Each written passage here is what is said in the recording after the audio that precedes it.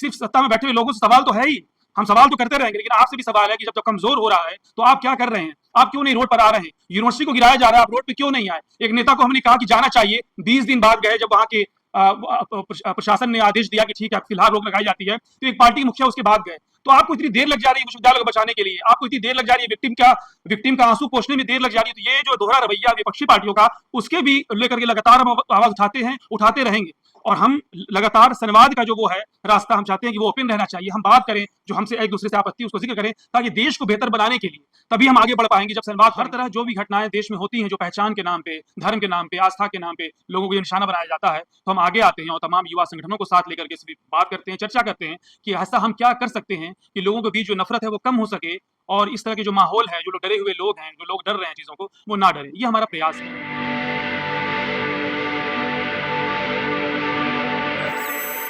सभी जो छात्र यहाँ मौजूद हैं, युवा संगठनों के लोग मौजूद हैं, और इस कार्यक्रम को आयोजित करने में हमारा सहयोग रहा अजय सर का, और आपने अभी जो प्रेजेंटेशन दिया अजय सर, और उसके साथ में मीना सर, जो हमेशा हमारा सहयोग करते हैं हर कार्यक्रम में, सुझाव भी देते रहते हैं कैसे हम युवाओं के साथ इंगेज हों, और किस तरह से जो भी यहाँ पे विमर्श है उसको आगे बढ़ाया जाए, ताकि एक बेहतर समाज बन सके और लोकतांत्रिक समाज बन सके।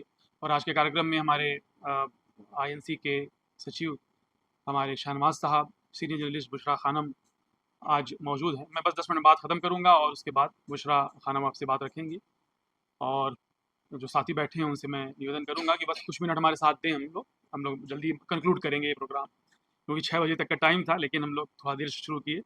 तो सबसे पहले मैं ये कहूँगा, इंडिया में जो कार्यक्रम हमने रखा है उसका जो उद्देश्य यही था कि हम यहाँ बैठ के जो है चर्चा कर सकें, क्योंकि जब हम हमारा बैनर आप देखेंगे तो अलग अलग संगठनों के लोग जो हैं, जो लोग संविधान को मानते हैं, उन तमाम संगठनों को हमने इनवाइट किया, इन्होंने सहमति जताई और एग्री हुए कि हाँ हम आकर के यहाँ बात रखेंगे, उन सबको हमने आमंत्रित किया।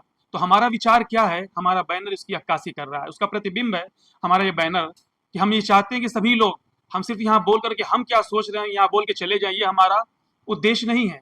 कि हम ये भी जानते हैं कि हम जो आइडिया ऑफ इंडिया के बारे में जो हमारा विचार है, और साथ ही हमारे जो लोग विश्वविद्यालयों में हैं, समाज में हैं, जो लोग काम कर रहे हैं, लोगों के बीच लोगों के मुद्दों को समझ रहे हैं, सुन रहे हैं, वो कैसे देखते हैं आइडिया ऑफ इंडिया, और उनका विचार क्या है, भारत को वो कैसे देखते हैं, और भारत को लेके वो कैसा मतलब वो क्या उद्देश्य और कैसा समाज बनाना चाहते हैं। तो हम इसीलिए जब भी, जहाँ भी, इससे पहले भी हमने जयपुर में रखा प्रोग्राम, दिल्ली में कई सारे प्रोग्राम रख चुके हैं हम, और अलग अलग जब भी मुद्दे होते हैं तब भी हम प्रोग्राम रखते हैं। एंजेल चकमा को उसकी पहचान के नाम पे मारा गया था, तो हमने यहीं पर निजामुद्दीन के पास एक जो क्रिश्चियन सोसाइटी है, वहाँ पे हमने कार्यक्रम रखा था, और इस तरह की तमाम घटनाओं को हमने वो किया था कि तमाम तरह घटनाएं निंदनीय हैं। अजय मीना सर भी हमारे बीच उपस्थित थे उस वक्त, और जॉन दयाल जी थे। तो हर तरह जो भी घटनाएं देश में होती हैं, जो पहचान के नाम पे, धर्म के नाम पे, आस्था के नाम पे लोगों को ये निशाना बनाया जाता है, तो हम आगे आते हैं और तमाम युवा संगठनों को साथ लेकर के इस बात करते हैं, चर्चा करते हैं कि ऐसा हम क्या कर सकते हैं कि लोगों के बीच जो नफरत है वो कम हो सके, और इस तरह के जो माहौल है, जो लोग डरे हुए लोग हैं, जो लोग डर रहे हैं चीज़ों को, वो ना डरे। ये हमारा प्रयास है। तो और इससे पहले अभी जब हम इससे बात कर रहे थे, तो सॉलिडेरिटी हमारे जो, चूंकि हम फेडरेशन हैं, तो अलग अलग प्रदेश में संगठन बहुत सारे हैं, 16 राज्यों में संगठन है, 3-4 राज्यों में और अभी काम शुरू हुआ है हमारा, 20 के आसपास हम अलग अलग राज्यों में काम कर रहे हैं। तो केरला में अभी एक मजदूर था, छत्तीसगढ़ का, राम आश्रय नाम था, वो वहाँ गया काम करने, मजदूरी करने। तो वहाँ पर उसको इसलिए मार दिया गया, वो कुर्ता पहना था, शायद उसकी भाषा को समझ नहीं पाए, और वहाँ जो अलग तरह की मानसिकता के लोग थे उसको समझे वो मुस्लिम है और मारे, इतना मारे कि वो मर गया। तो वहाँ सॉलिडेरिटी जो हमारे संगठन के लोग थे, वो लोग इलाज कराए, इलाज देखे, फिर मौत हो गई, उसके परिवार को सूचित किए, उनकी शव को वहाँ पे भेजने की व्यवस्था किए, और फिर छत्तीसगढ़ जा करके वहाँ पे उनके जो केस हैं, जिस तरीके से फॉर्मेलिटीज जो भी लीगल और थी वो किया।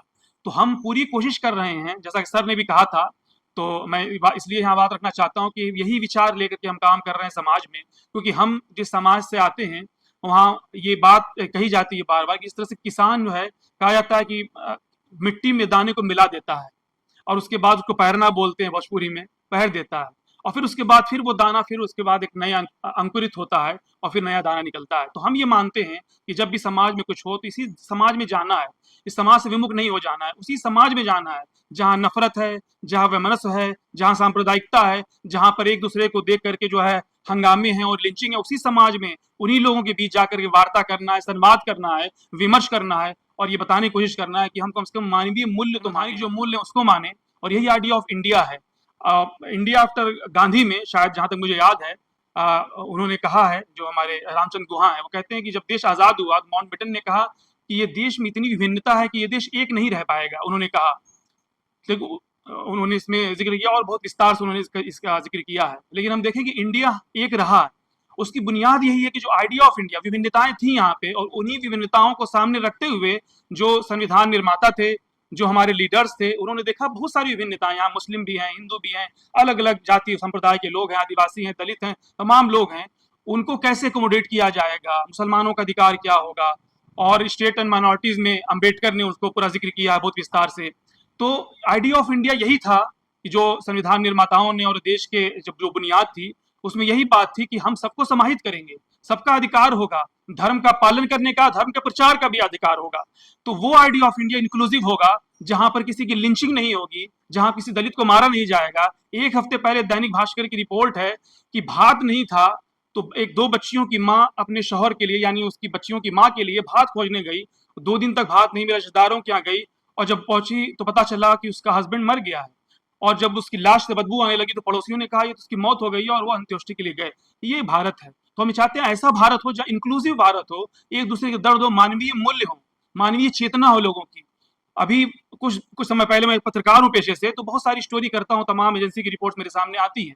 झारखंड में एक बच्ची अपनी माँ के गोद में भात भात कहती मर गई, कुछ साल पहले ही घटना है।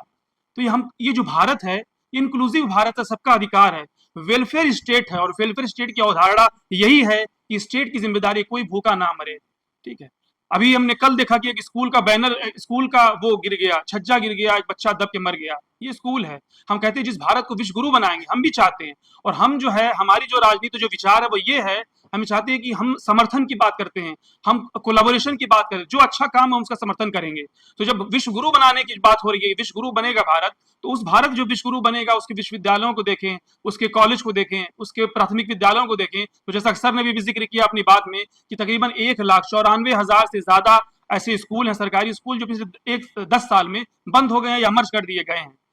लड़कियों के लिए कहा गया कि लड़कियों को पढ़ाएं और आगे बढ़ाएं, नारा तो गया, और नारे की हद तक तो बहुत सही बात है, लेकिन ये भी रिपोर्ट है कि स्कूल में, प्राइमरी विद्यालयों में शौचालय नहीं है, सरकारी स्कूलों में, और इस वजह से लड़कियां स्कूल या पाठशाला नहीं जा पा रही हैं। तो इस मुद्दे पे कौन बात करेगा? और इस मुद्दे पे भी जो नारे देने वाले लोग हैं, जो पार्टी सत्ता में बैठे हुए लोग हैं, इनको भी इस पे सोचना चाहिए। तो हम विश्व गुरु बनने की तरफ आगे तो बढ़ रहे हैं और बनना चाहिए, इसमें जो हमारा सहयोग हम करेंगे। लेकिन यह है कि जो लोग सत्ता में बैठे हैं, जिनके पास जो फंड जो है एलोकेट करने का जिनके पास वो है अधिकार है, उनको चाहिए कि इंफ्रास्ट्रक्चर को बेहतर बनाए। हम जिस भारत को बेहतर बनाने की बात करते हैं, उसमें एडीआर की रिपोर्ट ये कहती है कि 40% से ज्यादा, 45%, 47% ऐसे मंत्री हैं जो अपराधी प्रवृत्ति के हैं। ये चुन के आ रहे हैं, और कौन चुन रहा है? हमारे आप जैसे लोग चुन रहे हैं। 2002 से लेकर के और अभी तक का 24 तक का डेटा एडीआर ने बताया है कि हर बार जो चुने हुए प्रतिनिधि आते हैं वो ज्यादा अपराधी प्रवृत्ति के होते हैं। तो हम ये सोच रहे हैं कि लोग बेहतर हो जाएंगे, लोग बेहतर नहीं हो रहे हैं। लोग जो चुन के आ रहे हैं, ज्यादा अपराधी प्रवृत्ति के लोग आ रहे हैं। कौन चुन रहा है?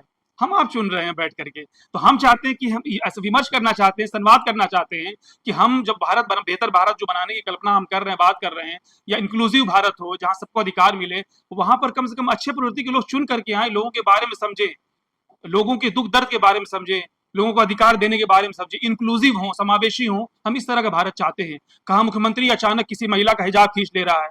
ये कौन सा भारत हम कल्पना कर रहे हैं? किस भारत में हम जी रहे हैं? यहाँ पर अचानक किसी को मार दिया जा रहा है, नाम पूछ करके, पहचान के नाम पर पे, और उसी में बहुत सारे हिंदू मारे जा रहे हैं। एंजल चकमा को मारा गया, और बहुत सारे ऐसे हैं, रामाश्रय को मारा गया, केरला में मार दिया गया।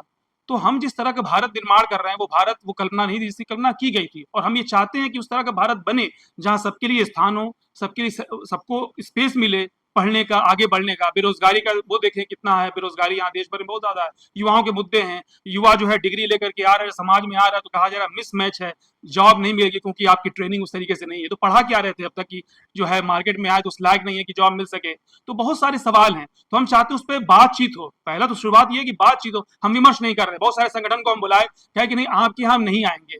भाई हम भी इसी समाज में रहते हैं, बात तो करें ना। हमारे हमसे आपत्ति क्या है? आप बैठिए, बात करिए। बहुत सारे संगठन बात नहीं करें, लेकिन वही कह रहे हैं हम समाज को बेहतर बनाएंगे। आप बात ही नहीं करेंगे तो समाज बेहतर कैसे बनेगा? आप बताइए मेरी क्या खामियां हैं? आप आ ही नहीं रहे हैं। तो बहुत सारे ऐसे लोग जी आपको बेहतर बनाने नहीं आ रहे हैं। आप हमारी कमियां बताइए ना, हम कमियां सुनेंगे। तो हम ये चाहते हैं कि हम ऐसे भारत निर्माण करें, बैठें, सुने, बात करें, संवाद करें, और जब संवाद करेंगे तभी हल निकलेगा। निदा फाजली ने कहा था ना कि अपने घर में बिखरी हुई चीजों को सजाया जाए, अपना घर छोड़ के कहीं और ना जाया जाए, घर में बिखरी हुई चीजों को सजाया जाए। तो चीजें बिखरी और बहुत होपफुल हैं। हम बताएं जो भी चीजें हो रही हैं उसको लेकर के, ठीक है निराशा तो है, लेकिन हम बहुत होपफुल हैं, इन चीजों को बेहतर हम बनाएंगे, हम बहुत आशावादी हैं। क्योंकि इससे पहले ऐसा नहीं, समाज ऐसा पहले भी समाज रहा है, लेकिन लोग आगे आए बदले हैं। तो हम बहुत होपफुल हैं कि इसी समाज में लोगों से एंगेज होंगे, बात करेंगे, संवाद करेंगे, विमर्श करेंगे, और इस समाज को बेहतर बनाएंगे जहां लिंचिंग का स्थान नहीं होगा, जहां महिलाओं को अपमानित करने के लिए सुल्ली बाई बुल्ली बाई ऐप नहीं बनाया जाएगा, जहां बोलने वाली महिलाओं को एक तरफ एक प्रोपगंडा और प्रचार जो मशीनरी कहती है कि यहाँ पर बोलने नहीं दिया जाता है, और बोलने वाली जो महिलाएं उनका ऐप बना करके उनको ऑनलाइन नीलाम किया जाता है। उसका अपराधी जब पकड़ा जाता है तो जज ये कहते हैं कि इसका करियर खराब हो जाएगा, और पिता तुल्य रवैया अपनाना चाहिए और जमानत दे दी जाती है। तो ये जो भारत है इसमें हमको बोलना चाहिए।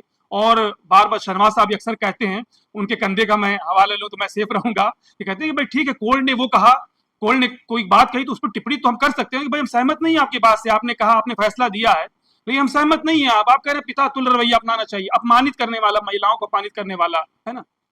तो ये बहुत सारे ऐसे प्रश्न हैं जो हम चाहते हैं कि हमारे बीच होना चाहिए, ताकि हम जब भी कहते हैं कि हम देश को बेहतर बनाएंगे, तो देश में बेहतर क्यों बनाना चाहते हैं, क्या चीज ऐसी है जो उसको चाहते हैं ठीक करें।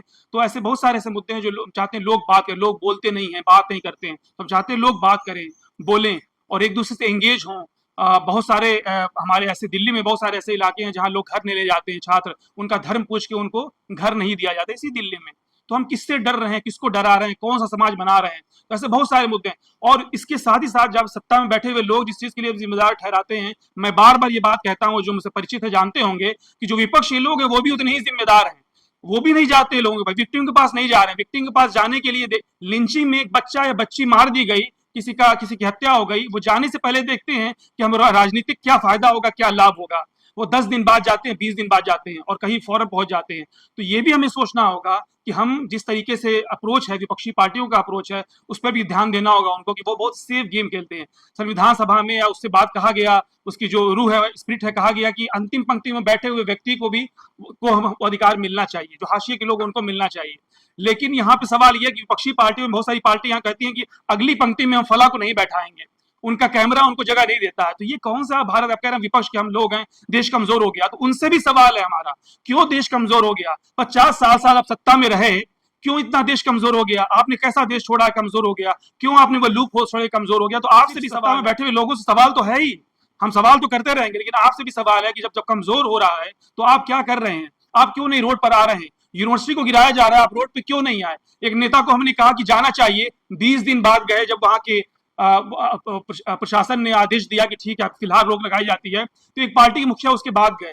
तो आपको इतनी देर लग जा रही है विश्वविद्यालय को बचाने के लिए, आपको इतनी देर लग जा रही है विक्टिम का आंसू पोंछने में देर लग जा रही है। तो ये जो दोहरा रवैया विपक्षी पार्टियों का, उसके भी लेकर के लगातार हम आवाज उठाते हैं, उठाते रहेंगे। और हम लगातार संवाद का जो वो है रास्ता, हम चाहते हैं कि वो ओपन रहना चाहिए। हम बात करें, जो हमसे एक दूसरे से आपत्ति उसको जिक्र करें, ताकि देश को बेहतर बनाने के लिए तभी हम आगे बढ़ पाएंगे जब संवाद को भी चाहते हैं कि उससे उससे बचें, और कंस्ट्रक्टिव बात करें कि देश को बेहतर बनाने के लिए, और इसमें सबका सहयोग चाहिए। किसी भी मशीनरी में एक नट की भी बहुत बड़ी कीमत होती है, अगर ढीला हो गया तो मशीन काम नहीं करती है। तो हम चाहते हैं कि हम सबको लेकर के, जो देश में जो लोग हैं, जो भी अलग अलग समुदाय के लोग हैं, वहां पे जैसा झारखंड का हमने जिक्र किया, वहां पे अभी किस स्टेट की, राजस्थान में एक बच्चा पानी पिया एक मटके से, उसको मारा गया और कुछ दिन बाद उसकी मौत हो गई। तो आप देखिए सीमा हम वो मना रहे हैं स्वतंत्रता दिवस, और अभी जो भारत में चीजें हो रही हैं उसको हम देखें, घटनाओं को देखें, तो हम देखें जिस तरह का भारत हम बना रहे हैं वो भारत वो नहीं है जिसकी कल्पना की गई थी। तो हम चाहते हैं कि इंक्लूसिव भारत बने, समावेशी भारत बने, जहां पर लोगों को बोलने के लिए, उसके लिए अपमानित ना किया जाए, जहां बोलने वालों को निशाना ना बनाया जाए, दाढ़ी और टोपी को देख करके उन पर हमले ना किए जाएं, लोगों को सम्मान मिले, किसी दलित को, आदिवासी को जो है इसलिए ना हाशिए पे वो करा जाए जो, क्योंकि उनकी पहचान अलग है, उनका जो है भाषा अलग है, उनकी वेशभूषा अलग है। तो सबको सम्मान हो, सबको वो मिले, इसीलिए हम चाहते हैं इस तरह का लगातार संवाद जो है होता रहे, और आप सभी इस तरह से हमारे प्रोग्राम में आते रहें। बहुत शुक्रिया।